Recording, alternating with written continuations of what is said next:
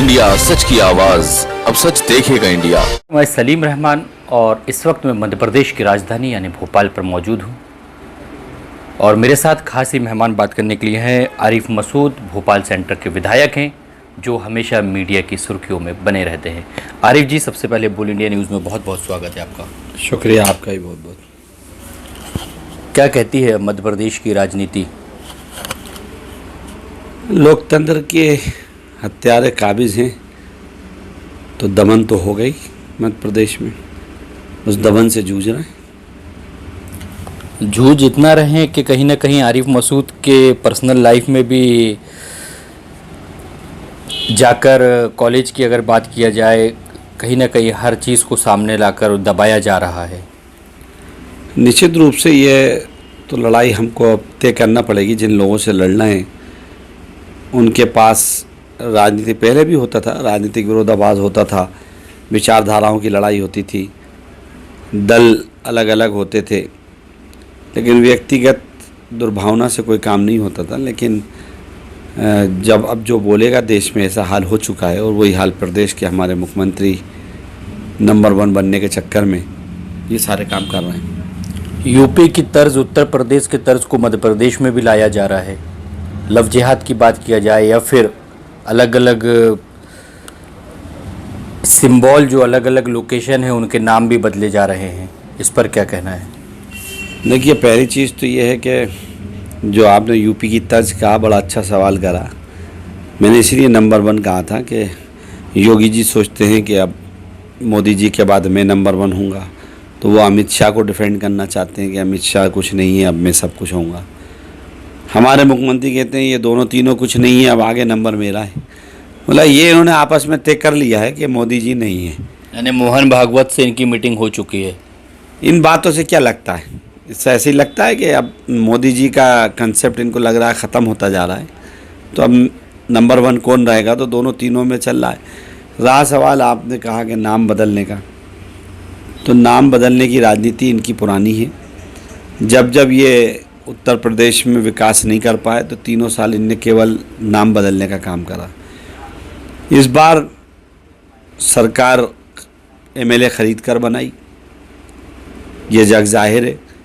तो जब ख़रीद फरोख्त करके बनाया तो विकास तो कर नहीं सकते हैं, तो अब विकास ना करें तो उस पैसे का वसूल कहाँ से किया जाए? तो इसलिए पैसा वसूलना भी है, तो तमाम एजेंसियों से बात करके ज़ाहिर निजीकरण करेंगे। जब बेचेंगे तो उनसे जो 2 नंबर का पैसा आएगा वो इन्हीं के पास जाएगा। जनता से इनको लेना देना नहीं है, विकास से लेना देना नहीं है, इसलिए ये सारे काम चल रहे हैं। आरिफ जी, बहुत अच्छी बात कहा आपने, विकास। पिछले 2 दिन से मैं भोपाल का सर्वे कर रहा हूँ और मुझे दिख रहा है कि न्यू भोपाल और ओल्ड भोपाल, तो क्या ओल्ड भोपाल भोपाल से अलग हो गया है जो विकास नहीं? ये एक बहुत बड़ी लड़ाई है और आप मेरी विधानसभा देखेंगे तो मेरा कोशिश चल रही है कि मैं इस फ़र्क को अपनी विधानसभा में तो ख़त्म कर रहा हूँ, क्योंकि मेरी विधानसभा में मैक्सिमम हिस्सा पुराने भोपाल का आता है और बाकी हिस्सा नए भोपाल का आता है।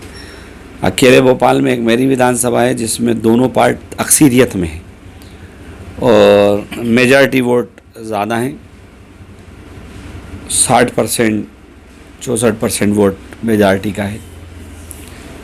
लेकिन मैं प्रयास कर रहा हूँ, लेकिन ये अधिकारियों के जहन के ख़िलाफ़ लड़ाई बहुत पहले भी हमारे नेताओं ने लड़ी है और अभी भी देखते हैं कि पुराने भोपाल के साथ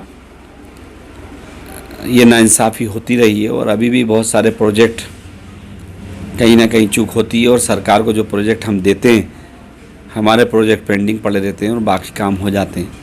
तो ये एक अच्छी परंपरा नहीं है, क्योंकि सरकार को ये करना चाहिए जहाँ इंसान रह रहे हैं वो हमारे लिए सब बराबर हैं। उसके अलावा सेकंड अगर प्रोजेक्ट की बात किया जाए तो कहीं ना कहीं विपक्ष से आप बैठते हैं, कांग्रेस से हैं, तो उसको लेकर भी आपकी फाइल रोकी जाती होंगी। नहीं, मैंने अपनी सरकार में रहते ही पूरा काम कराने का प्रयास सिटी में करा था और मैं 2 बड़े फ्लाईओवर लाया था, जिसका एक तोड़ के हिस्सा अभी मुख्यमंत्री ने शिलान्यास करा है, उसका भूमि पूजन करा है उन्होंने। लेकिन बिल्कुल काम रोकते हैं। अभी बराबर नगर निगम की तरफ भारतीय जनता पार्टी के नेताओं का रेगुलर दबाव है कि मेरी विधानसभा में इतना काम चल क्यों रहा, रोका जाए। तो ये रात दिन इनका काम है रोकने का, और मेरा काम है, जनता ने मुझे जिम्मेदारी दी है, चुनाव जिता के भेजा है, तो मेरा फ़र्ज़ है कि मैं ईमानदार रहूं। और मैंने यही अल्फाज कहा था कि मैं ईमानदार मुसलमान हूं, मैं काम करके दिखाऊंगा। तो मैं अपनी ईमानदारी पे खरा उतरना चाहता हूँ। ये रोकने का काम करते हैं, मैं बनवाने का काम करता हूँ। अभी बीच में एक सोशल मीडिया पे आपका वीडियो वायरल हुआ था, संक्रांत के मौके पर आप पतंग उड़ा रहे थे और लोगों ने उसको ट्रोल किया कि आज पतंग उड़ा रहे हैं, कहीं वाकई पे MIM में जाके ओरिजिनल पतंग तो नहीं उठा पाएंगे। मैं ये जिन लोगों ने जो अंदेशा लगा लिया, ये उनकी अपनी सोच है। मैं असद भाई से मेरा ज़ाती ताल्लुक़ है, लेकिन पार्टी की विचारधारा से मैं अलग हूँ और मैं दोनों तबकों को साथ लेके चलने वाला व्यक्ति हूँ। मेरी विचारधारा लड़ने वालों के लिए है, जो जिस के ऊपर जुल्म होगा और हम खड़े होंगे तो उस मज़लूम के साथ हम खड़े होंगे। तो ये प्रयास लगाने वालों को लगा लेने दीजिए, खुशियाँ हैं उनको खुशियाँ मना लेने दीजिए, लेकिन मेरा ऐसा कुछ नहीं है। लोग कहते हैं असद साहब जब कांग्रेस में थे तो कांग्रेस की बात करते थे, आज BJP की बे पार्टी होकर सामने मैदान पे कांग्रेस को नुकसान पहुंचा रहे हैं। देखिए, कहीं ना कहीं थोड़ा सा शिकायत है वर्किंग से कि उनकी पार्टी को जाहिर है, क्योंकि वो इलेक्ट्रल पार्टी है, राजनीतिक पार्टी है, उनको अधिकार है चुनाव लड़ने लड़ाने का, उनको अधिकार है सब जगह जाने का, उस पर कोई वो नहीं है। लेकिन व्यक्तिगत हमारा मत एक बहैसियत मुस्लिम हम अगर बोलेंगे तो जहाँ हमारा परसेंटेज 2, 3, 4% है, अगर उन राज्यों में हम चुनाव लड़ाएंगे तो मैसेज ऐसे ही जाएगा, लोगों को कहने का मौका मिलेगा। भले ही हमारी नीयत ऐसी ना हो, भले ही असद भाई का ऐसा दिमाग ना हो, ना उनकी सोच हो, लेकिन अगर हम ऐसी जगह पर लड़ाएंगे तो इसका संदेश तो यही जाएगा। मैं आपके माध्यम से भी यही दरख्वास्त करूंगा कि पश्चिम बंगाल में हमें ममता को सपोर्ट करना चाहिए। भारतीय जनता पार्टी की सरकार के खिलाफ जिन जिन लोगों ने ताकत के साथ दमन के खिलाफ खड़े होकर अमन को कायम करने के लिए मदद करी है, उसका सपोर्ट हम लोगों को करना चाहिए, ना कि हम लोग उनकी टांग खींचने वाले बने। आरिफ जी, मध्य प्रदेश के आपके गृह मंत्री नरोत्तम मिश्रा एक कल प्रेस कॉन्फ्रेंस में संबोधित करते हुए कहते हैं कि आदरणीय सोनिया गांधी जी अपने मंत्रियों को और अपने बेटे को पढ़ाई कराएं। अपने मंत्रियों को पढ़ाई कराएं, होमवर्क, कोई भी चीज़ अगर वो बात कर रहे हैं मीडिया पे या ट्विटर पे कुछ पोस्ट डालते हैं तो पहले उसका होमवर्क करें। नरोत्तम भाई का तो काम ही बोलना है, कुछ ना कुछ उनको बोलते रहना। रोज़ उनको एक ही काम दे दिया है, सरकार गिराने में और विधायकों को खरीदने में अग्रणी रोल था। अमित शाह ने पीठ थपथपा के भेजा था कि जाओ तुझे ही मुख्यमंत्री बनाएंगे। अब मुख्यमंत्री नहीं बने तो क्या करें बेचारे, रोज़ कुछ ना कुछ इसी तरह के शोशे में भेजें ताकि शायद केंद्र को कहीं ना कहीं इन पर दया आ जाए, लेकिन ये ऐसे ही रहेगा, दया नहीं आएगी। चलते चलते आखिरी 2 सवाल आरिफ जी। वक्त बताकर नहीं आता और वक्त हर मोमेंट एक अलग होता है। अगर भोपाल से कभी आपको सांसद के लिए चुनाव लड़ना पड़े तो उसके लिए आग्रह होंगे, तैयार होंगे? बिल्कुल आप? बिल्कुल, भोपाल की जनता ने मेरी विधानसभा में मेरा काम देखा है और कभी पार्टी इस पर गौर करेगी और भोपाल चाहेगा तो इस पर कोई बुराई नहीं। और अपने विधानसभा क्षेत्र के लोगों को क्या आखिरी मैसेज? नहीं, मेरी विधानसभा के लोग बहुत अच्छे हैं और मेरे यहाँ बहुत पीसफुल माहौल है।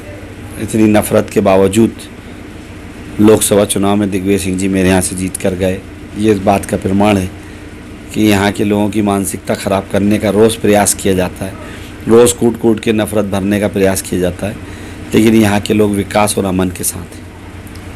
आपको भी दबाने की कोशिश की जाती है हमेशा? मुझे क्या दबाएंगे, मैं तो नंगा भूखा आदमी हूँ, सड़क पे चलने वाला। मेरे पे सारे हमले रोज़ परसों से बीजेपी RSS करती आई है, आगे भी करती रहेगी। इनके इन हमलों से कभी ना परवाह है ना कभी परवाह पाली।